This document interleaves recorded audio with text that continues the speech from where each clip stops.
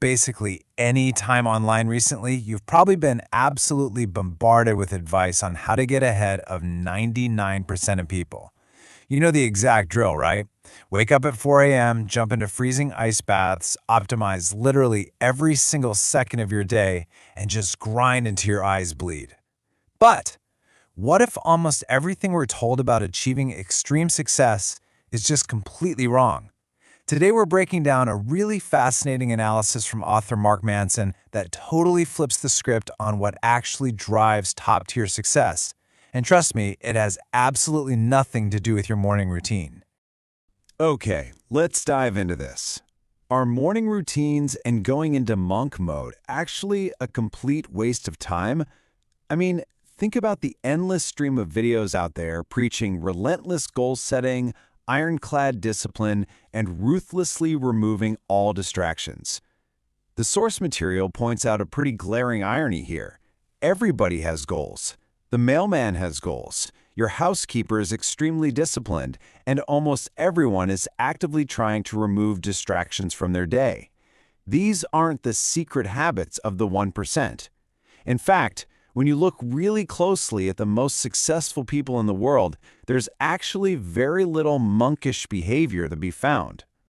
Just contrast the standard, common advice that floods our feeds, enter monk mode, wake up before the sun, hustle relentlessly, with the reality of Mark Manson's own path to building a six-figure online business in his mid-20s. His routine? Well, he'd wake up around 11 a.m., crack open a Red Bull, eat some Reese's peanut butter cups, and literally just work right from his bed for a few hours. It's kind of hilarious, right? It's a stark, complete contrast to the perfectly curated productivity gurus we see everywhere today. And this brilliantly illustrates the core logical flaw of modern hustle culture. It's summarized perfectly by this simple rule. If an action is common, it's not going to make you more successful than 99% of people, by definition. It is simple, undeniable math. Think about it. If you can jump on the internet and instantly find thousands of videos telling millions of people to do the exact same morning routine, adopting that routine places you firmly in the majority, definitely not the top 1%. To beat everyone else, you simply cannot be doing exactly what everyone else is doing. So, if waking up at the crack of dawn isn't the magic secret, what is? Let's transition away from these internet myths and look at the real success formula. It's not about optimizing your note-taking app or tracking your sleep cycle. It's about a fundamental, ground-up shift in how you operate. Here is the actual unglamorous three-step framework for extreme success derived from our source. Step 1, have a contrarian idea. Step 2, be correct about it. And step 3, execute massively. The truly fascinating part here is that most people never even make it past step 1. Why? Because human beings naturally prefer to go with the flow. We are practically wired to agree with our peers and fit in with the crowd. Thinking completely for yourself and adopting a truly contrarian, often deeply unpopular idea, that takes a level of independence most people just aren't really comfortable with. So the crucial point is the vast difference between execution and a contrarian idea.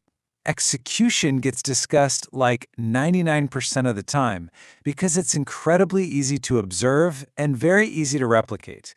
We can all easily copy a billionaire's exact workout routine. But a truly contrarian idea? That is unbelievably hard to find. It's often mocked at first, but it's what actually drives those 100x results. Now, don't get me wrong, execution is absolutely necessary. You obviously still have to put in the hard work, but it's the correct contrarian idea that actually dictates the true magnitude of a person's success. But hey, you don't just have to take this framework at face value. Let's look at some historical proof. The correct contrarians.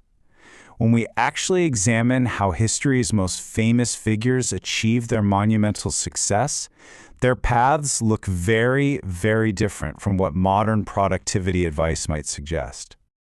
Let's take Steve Jobs, for instance. Jobs wasn't a generational world-changing icon just because he woke up at dawn or ate an extreme fruit-only diet. Jobs succeeded because of a fiercely unpopular belief. A full decade before anyone else, he believed that computers, which remember were massive, highly technical, and completely alien to regular people at the time, he believed they would one day sit on every single desk in the entire world. He was a correct contrarian. He endured legions of haters throughout the 80s and 90s and actually even got kicked out of his own company because his ideas seemed so insanely radical. And then consider Warren Buffett. The greatest investor of all time famously said, "In the 58 years of Berkshire management, our results have been the product of about a dozen truly good decisions." A dozen. Think about how mind-blowing that really is. 60 years of intense financial management, and he attributes his unimaginable wealth to just about 12 correct contrarian ideas. Basically, consistently identifying valuable companies that everyone else thought were terrible. Meanwhile, his daily routine involves grabbing a McDonald's breakfast and a Coca-Cola every single morning. The execution was definitely there, but those dozen ideas were the true engine of his entire empire. To really hammer this point home, consider the genuinely messy habits of some other world changers. Kobe Bryant would notoriously eat pepperoni pizza and drink grape soda right before basketball games. Winston Churchill practically won World War II while sitting in a bathtub drinking scotch all day long. And Thomas Edison, he slept about 1 hour a night in his lab and famously used cocaine to fuel his breakthroughs. Now, obviously, we are absolutely not endorsing these habits, but they do prove a vital point. Obsessing over the perfect supplement stack or the ultimate note-taking app is exactly like rearranging the furniture in a house and claiming you've somehow built a better house. Even the author of our source material points to this staggering number to reflect on his own path. 90. 90% of his entire career's results, we're talking millions of books sold, worldwide speaking tours, came from just 2 or 3 correct contrarian ideas. The biggest one was the realization that, contrary to popular publishing wisdom at the time, millennials and young men actually did want to read self-help books. They just needed the message delivered in a completely different, raw, and unfiltered way. One correct contrarian idea, massive execution, 90% of the results. It's wild. Now, what's really interesting about this slide is it completely pulls the rug out from under this whole pursuit. We've spent this entire explainer talking about how to get into the 1%, right? But now we need to objectively explore the dark side of extreme success and why you might honestly want to avoid it altogether. The psychological and social toll of this path is just incredibly heavy. First off, nobody likes contrarians at first.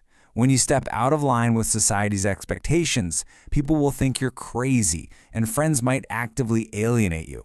Second, to be a correct contrarian, you have to risk being an incorrect contrarian. You're going to adopt weird ideas, you will fail horribly, and it will be deeply publicly embarrassing. And third, perhaps most importantly, extreme success does not magically fix your life. It only amplifies who you already are. So if you're angry and miserable right now, success will simply make you an angry, miserable person with way more money and way more pressure.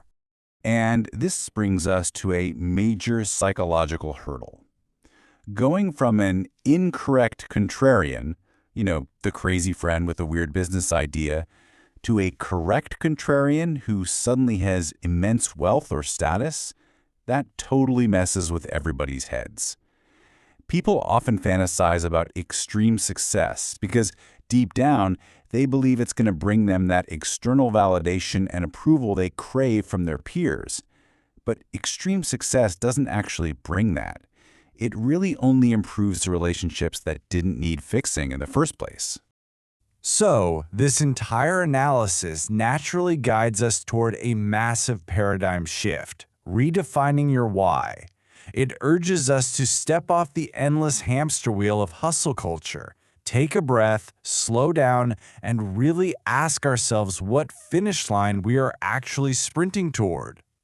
Which brings us to a crucial, highly provocative question to leave you with today. Instead of endlessly asking, how do I beat 99% of people? You need to stop and ask yourself, why do I want to beat 99% of people?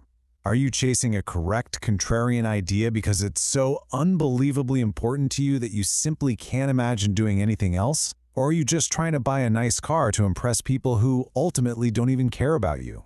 Figure out your true, personal definition of success first, and you will get a lot further, a whole lot faster.